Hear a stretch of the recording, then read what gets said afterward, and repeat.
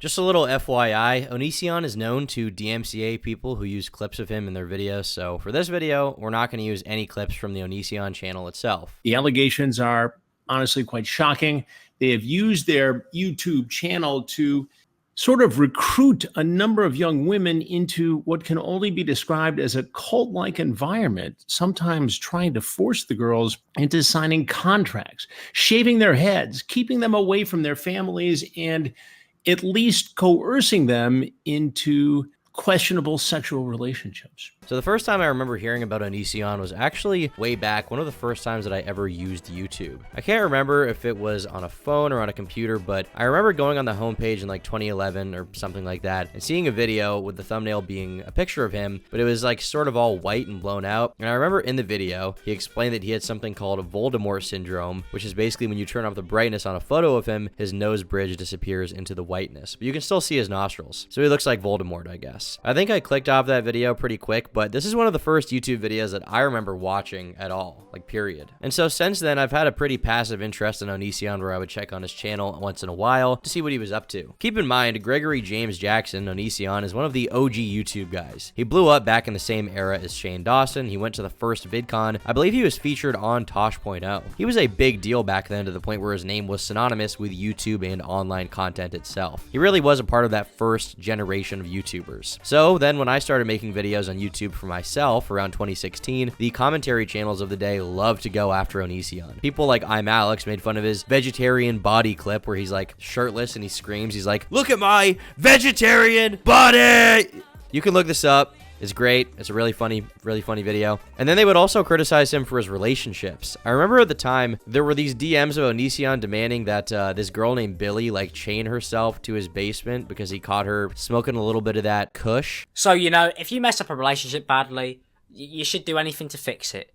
Chain yourself to my basement, wear my t-shirts, subscribe to my YouTube channel, watch my ads. Dude, it was weed. Dude, it was weed. The fact that you put such private information online for everyone to see, that was so confidential. I've told 5 people. 5! And you told all of the internet because you're a salty ass motherfucker?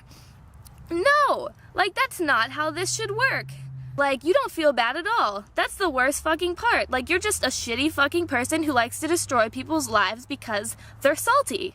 That's it. You're the worst human being I have ever experienced. And the funniest thing about this point in time is Onision would play victim in all these scenarios and act like he was being screwed over in these relationships, but then he would make them public and he would talk about them endlessly on purpose on his multiple channels. Like, by that point, the very idea of Onision and the very brand that he had built was intrinsically tied to all this, like, cancerous relationship drama. If Onision had a falling out with anyone, you would instantly know because he would be sure to make a video about it, complaining about them. Keep in mind, during this time, he wasn't having typical relationships either. His wife, Lainey, was his one relationship, and then they would bring other people into the fold to also be a part of their polyamorous relationship. And they would, like, fly these girls out to their house, and those girls would stay there. Not really a good idea to have a polyamorous relationship, especially when you're a content creator. Normal relationships have enough trials and tribulations sometimes. I think any conflict increases by a factor of 10 when you have another person in there, increases by 20 when you have 2 more people, and so on. The problems become exponentially more difficult to solve. But despite all the drama, it seemed like Onision never learned. He would just keep getting involved with these various women, and it would become a big drama for him, and then you'd have some video of like a girl with blue hair talking about how Onision was mean to her. They all have blue hair. I don't know if this is a trend, but they do all have blue hair, is something I've noticed. W Riz, my friend. W Riz. Like, please leave me alone like I've asked. I asked you to stop using my name and my information in your videos, and you told me that you would. You asked me to stop contacting you, and again today you posted a video with a screenshot of our email conversation with my name in it. And, like, obviously, you think that you're right and justified in all of the things that you're doing, and no, I don't feel bad for the fact that I smoked weed, but it is scary when I have asked you and I told you that you are making me feel uncomfortable and safe, and I've asked you to stop and leave me alone, and you continue to use my name and my information in your videos. This is my final cease and desist. Do not continue to use my name or my information. Please stop posting about me on your Twitter, on your Instagram, on your YouTube, whatever. You can, like, just leave me alone. If you do it again, you will not hear anything from me. I will be contacting the police. And normally, obviously, this would just be something to laugh at, right? At the time, I and many others did not understand how crazy things could get or were behind the scenes. Because as it turns out, not all these girls were of age, or rather, not all these girls were of an age where an adult should be having relations with them. And as a result, things got a lot darker with the Onision stuff. Now, a lot of the information I'm about to go over comes from the Life of Onision website, which is basically an entire site dedicated to documenting anything and everything related to Onision. But it's very comprehensive. They have sources for everything. So if you want to get some more details on this information, I highly recommend checking it out. So Shiloh was this Canadian teenage pop star who had backing from Universal Music Canada. She had some songs blow up and it looked like she had a very bright future ahead of her. In February of 2010, she saw an Onision video for the first time on TV with his I'm a Banana video because it got on Tosh.0, and she became aware of his channel. In December of that same year, about 10 months later, she decides to email him to chat about her ex-boyfriend. Greg then becomes interested in her. They fall in love, I guess, and they start talking on Skype. Keep in mind that at this time, Onision was actually married to a girl named Sky, whom he had met in high school. In my eyes, Onision was already a weird and fucked up dude, but this happening way back in 2010 is like a big turning point for him. It's the no going back point. It's the point of no return, because they begin this relationship when Shiloh was 17 and Greg is 25. And Greg then travels from Washington all the way across the country by car so he can meet Shiloh. Now, something really funny happens along the way. He accidentally crashes his car. He gets in a big accident when he hits a deer. His car is totaled now. It's not going anywhere. But instead of going back home, he just flies the rest of the way to Pennsylvania. They then meet in person, and according to Shiloh, they have sex basically right when he gets there. In 2011, she moved in with him, and he's officially like in his grasp basically now. And there are a ton of details about this relationship that make it even more crazy than it already seems, like when Shiloh apparently had a seizure and Greg filmed it and posted it. This is available and ready to be seen on YouTube. You can look it up. I'm not going to show it here, once again, to avoid any copyright takedowns by Onision, but it is available if you look for it, and it's a pretty disturbing video. By 2012, they officially break up for the last time, but this would not be the end of Onision's love life, because then he meets Lainey. So now that Greg and Shiloh were done, I guess he found out that Shiloh cheated on him. He started like talking about that on his various platforms, and he decides he needs a new girlfriend. He needs a makeup baddie, okay? He needs a new wife. He tweets out saying, "Soulmate, where are you?" And this girl named Lainey responds, and so he messages her back. Lainey, who has since changed her name to Kai and her gender to male, I believe, but at the time, Lainey was, a girl. They begin a relationship together. Keep in mind, she's 17 when they meet as well. So now we have a sort of pattern of behavior with Greg established, I would say. Two 17-year-old girls who he meets and then starts dating. But Shiloh was only with him for 2 years. Lainey Bauder, Kai, is still with him to this day. They are still together. They have not split up. The story goes that after they meet online, he proposes to her over Skype just like a month later. They met in February 2012, and then in March he proposed. Then he goes to New Mexico, where she lives, to meet her, and also starts renting a house there. But eventually she moves in with him. Now, Lainey is an integral character because many believe that she's basically perpetuating the cycle of abuse, which was started by Greg. In August of 2014, Lainey Bott apparently started talking to a girl named Sarah over the internet, and this girl, Sarah, was 14 at the time. Now, at the time, I believe the conversations were mostly platonic, at least at first, but by May of 2015, Lainey was joking about grooming Sarah, and according to Sarah, they quickly took a turn, as when she was 15 years old, they were having wildly inappropriate conversations. Apparently, she wanted for her 16th birthday present to be her being flown out to their house to visit them, which to my understanding did happen. When you turn 16, what happens? Kai had a baby shower and calls me one day crying, asking if I would come to his baby shower in a few months, and I said of course. The baby shower was in September, a month after my 16th birthday, so I came up and met them for the first time from the 15th to 21st. So I asked for my 16th birthday present to be a ticket to Washington. I didn't tell my family about what was going on, but they knew that my best friend's name was Lainey and that she had a husband named Greg. So I turned 16 August 5th of 2016, and I went and visited them. The trip was planned since I was 15, but I went and visited them September of 2016. And did they hold off? Did they hold off until you were 16 for a reason? Was this deliberate? Yeah. And why was that? So they wouldn't be breaking the law? Yeah, that basically it was agreed upon by them, and then they told me that they weren't gonna like have me visit or anything. And I agreed because I was like, oh, I get it. Like, you just want to be safe. Like, you just don't want anybody to think anything's going on. Okay. Right. for when I was 16 to go up there because the legal age of consent in Washington is 16. In October of 2016, Sarah moved in with Onision and Kai. So at this point, I think it's obvious why everyone calls Onision a groomer, and I think it's also obvious why people think that Kai, or LaineyBot, or whatever you want to call them, is seen as complicit in this and actually aiding in it at this point. There are so many more details I could get into here, but I won't, just because a typical gameplay commentary video isn't going to do this entire story justice. There are videos by people like June the King about this. Repzion has like 100 or more videos about Onision dating back all the way from the early days of his channel, and I believe there's even a TV miniseries about Onision which I've never seen. I have no idea how good it is, but the point being, the Onision drama is one of the most well-documented stories of like a YouTuber lolcow of all time, to the point where I would call Onision like the Chris Chan of YouTube. Not because he's similar to Chris, they're very different, but because they're both lolcows, have both allegedly, until proven in a court of law, done some heinous things, and they both have an entire community of people dedicated to documenting their entire move. So why am I bringing all this up today? Why is this even being said? Well, this information, I believe, is proper backstory to serve as the context for some new updates. I've already covered the Onision lawsuit on this channel this year. The lawsuit, filed by someone named Regina Alonso, seen here, is actually not just against Onision. This 50-page legal filing also targets Google and YouTube, claiming that they are complicit in Onision's grooming activity and therefore should be held liable. Now, Mr. Repzion just made a video saying he thinks that part of the suit will fail because YouTube has better lawyers than Regina or whoever else that would want to sue Onision may have. If creators, YouTubers do things offline, depending on what they do, they can actually be permanently banned on the platform, and why Google, YouTube never did that with him. So people ask me all the time, what do I think is going to happen with this?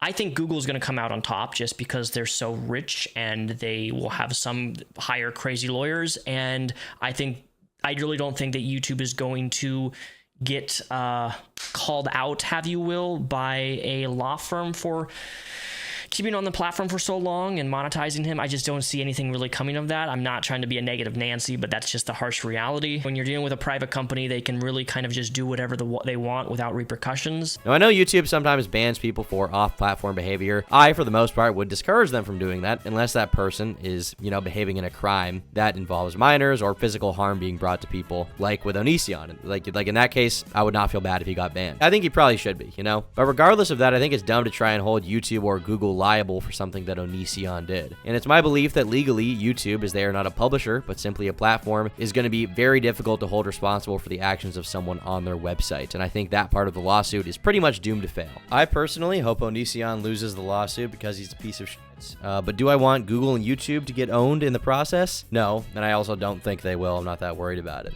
But this is not the only lawsuit. There's actually a second lawsuit now filed by Sarah, and this one also lists Google and YouTube as defendants, much in the same way as the prior one. Now, the first claim is that Onision and Kai, or LaineyBot as she was called back in the day, so many different names here, bro, so many different wacky names. The first claim is that they groomed Sarah. On page 31 of the lawsuit, we even see this text from Lainey to Sarah. Well, it looks more like a Twitter direct message, actually, but in this message, we see Lainey asking her age. She says 14, and Lainey says she looks older. She then asks Lainey's age, and Lainey confirms she will be 20 years old soon. Now, without getting too into detail as things get quite graphic, this lawsuit also alleges that Onision or Sarah, not statutorily, but full-on forced her against her will kind of thing. Pretty brutal stuff. And if that is true, which I cannot confirm for legal reasons, and I also can't confirm it because I just don't know what happened. But if that is true, then obviously you gotta feel really bad for this girl. I certainly feel bad for her. That sounds horrible. But a more interesting part of the lawsuit to me is how this all relates to Google and YouTube. This suit reads very similar to the last one, actually, with a lot of the same wording used. On page 21 of this lawsuit, it's described how Onision was a member of the YouTube Partner Program, which is the contract that basically lets YouTubers be paid by Google AdSense. I, as a YouTuber who makes money doing YouTube, am a member of the YouTube Partner Program. And they basically claim that YouTube should have listened to YouTubers who told people to revoke his monetization. By effect, claim that YouTube has profited as a result of this grooming. They've profited in it. During his tenure as a member of YouTube's paid partnership program, Onision posted videos and other content specifically targeting teen users and their insecurities,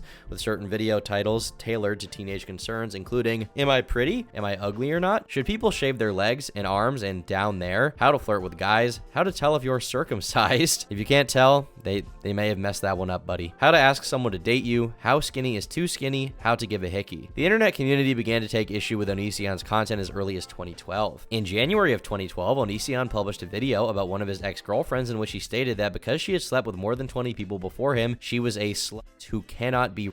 left. As a result of this video, numerous people asked YouTube to revoke his YouTube Partner Program agreement. Shortly after this occurred, viewers signed a change.org petition to demonetize Onision, which was sent to YouTube. Many viewers reported Onision's accounts to AdSense, which is a Google program that matches ads to the individual YouTube website based on content and visitors and coordinates the advertising makeup that allows for the monetization of a YouTube partner's website. It's weird that they refer to like a channel as a website. It's pretty, I don't know, kind of boomerish. Since it is a Google program, a report to AdSense is effectively a report to Google. One reporter in particular specifically flagged for Google that not only was this video harmful, but stated, amongst other comments about Onision, "I'm disgusted by his recent videos, and despite his attempt at an apology, I do not believe he's actually sorry or actually will change his behavior in the future. It seems to me that this is part of a cycle of his where he makes several videos that deeply offend a percentage of his fans and viewers. He receives a backlash by those affected by his judgmental comments. He rants about them and dismisses them as haters, and then he finally apologizes to save face and tries to cover it up by deleting the videos. Only the damage is already done. It's far too late for an apology. His young, impressionable followers have already swallowed his opinions whole and committed to them as gospel. It's also a very cheap way to rack up views and collect ad revenue.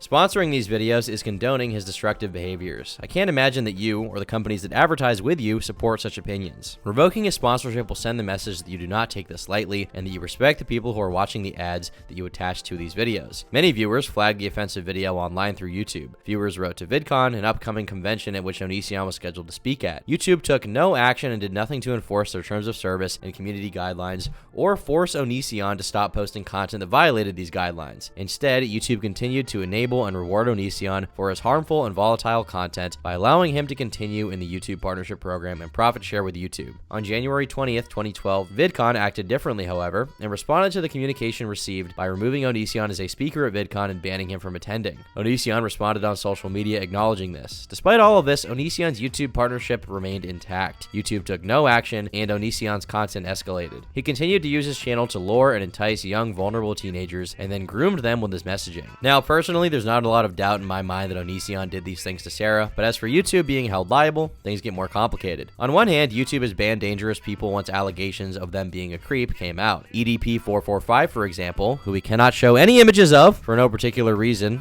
thanks YouTube. He's not in jail, but he was deleted off the platform once the allegations came out. But YouTube refrained from ever giving a statement to the public. This is, in my opinion, to protect themselves from liability. Because while it is a good thing to ban that guy, if they reveal exactly why, then they open themselves up to liability. They open themselves up to a lot of criticism, which can lead to lawsuits. Why is that? Well, because what about the people they potentially missed? What if they were to make a statement on why they banned EDP and they say, we banned him because he was accused of being a pedo, and then someone else gets accused and they miss it and they don't ban him? Then they look really bad. Then it's like, well, there's a double standard. And it's like, well, is there really a double standard? Because YouTube acted in a good way with EDP. Maybe they just didn't see enough evidence at first to ban the other guy. Or let's say somebody gets accused again, they ban him, but it turns out those subsequent allegations were false. YouTube doesn't want to make a definitive statement here because they don't want to be held legally liable for stuff that people on their platform do. And frankly, I don't blame them because that could shut down their entire business. They are the biggest video hosting service in the world. There is a lot at stake here. There's a ton of people using their platform. To expect YouTube to properly moderate every single person on it is insane. It's just impossible. It just is.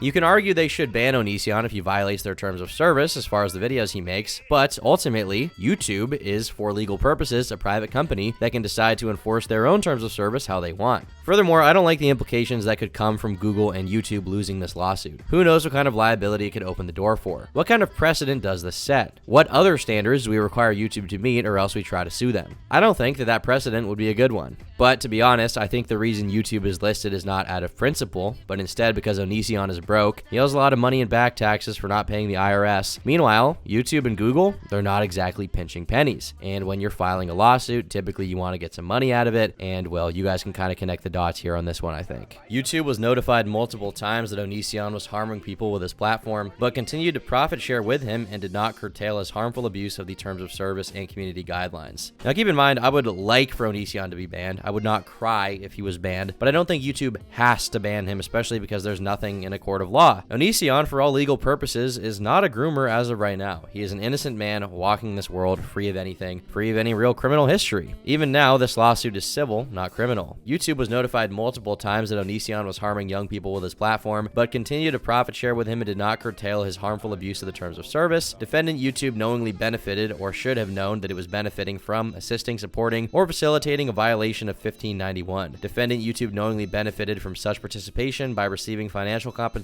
and or something of value for its participation in the venture. Defendants were collectively participating in a venture in which they knew or should have known was engaging in sex trafficking. Now, this is once again where you sort of go beyond the pale, in my opinion. Even this journalist, you could argue this journalist reached out to YouTube and told them that Onision was making inappropriate content, but did YouTube actively know? Like, did YouTube's content moderation team, could they prove beyond a shadow of a doubt that this guy was flying people out, that he was bringing them to his house, and that he was doing these things? I mean, even with someone like EDP, I mean, we had a confession like on video with him admitting to it, right? That is a lot more for YouTube to look at rather than a bunch of commentary channels making videos claiming that this stuff allegedly happened, but they don't really know. Now, as far as this 1591 violation that's listed here, it says, or should have known that it was benefiting from, assisting, supporting, or facilitating a violation of 1591. I did a little research on this, and basically the claim here is that YouTube participated in sex trafficking, and the claim specifically is that they benefited from this because they had Onision as a part of Google AdSense, they took their 40% cut of the revenue, and at the same time he was doing these heinous acts. But to me, the problem that they're going to have here is proving YouTube knew or should have known. Personally, I don't see that happening at all. I do wish the plaintiffs good luck in suing Onision. I hope it works out. As far as YouTube and Google go, I don't think that's going to happen, honestly. Now, the most recent update with all of this is that Onision's lawyer actually dropped him because Onision did not pay him, which is really funny. That's at least according to Mr. Repsion. I can't find this anywhere else but on his YouTube channel. But if that is true, then this case is about to be really, really funny. Onision representing himself? I mean, I simply could not ask for a better story. I hope we get to get like videos of that, or maybe we'll have like a court live stream or something.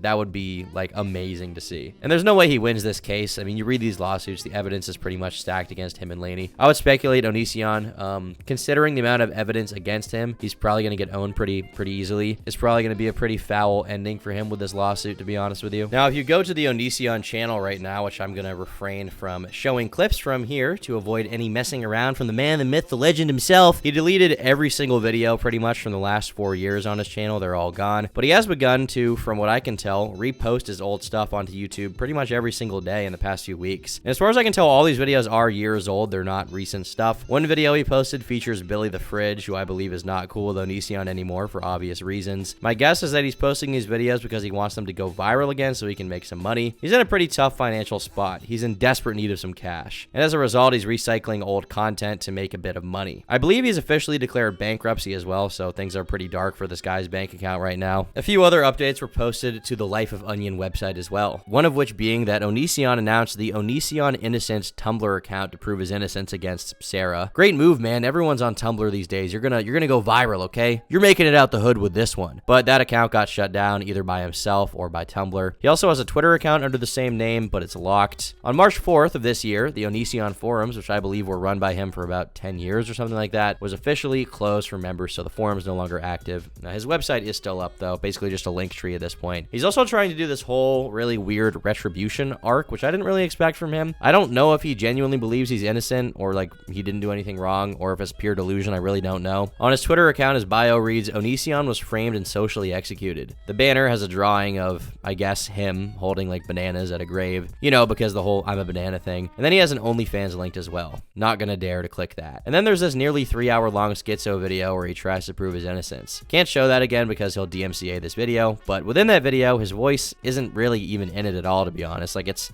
not really a proper video essay. He didn't go Sunny V2 style to try to redeem his reputation. Instead, this video was like a few different text-to-speech voices, which is like, the text-to-speech makes it so much funnier. It reminds me of like the EDP vindication video he made or whatever with the Obama AI. Well, none of these are Obama. I don't think they're celebrities. I think they're just like AI women or whatever. And this video seeks to basically rewrite history and make him look good, but really it's just very unsettling with all the AI voices and stuff like that. It's a very creepy video. Ultimately, he doesn't prove much of anything. I skipped around it a bit. It's very hard to sit through, but I imagine if someone wanted to go through, they could make a pretty funny analysis of all of this and how he's lying. It kind of makes me think that this dude finally lost it and went off the deep deep end. Kind of a bed he made himself with how he treated everyone, you know, ever, like, for so long. I don't really feel bad for him. I think it's clear that regardless of these specific cases and whether or not we get a favorable verdict for the plaintiffs against Onision, he is a horrible human being. He's a super manipulative person. It's my belief that if everything Sarah and Shiloh said is true, then he is a groomer. And as much as I'd love to leave this video on a happy note to like spread some positivity in the world, unfortunately I can't. The reason why being that Onision has kids that are still in his custody, and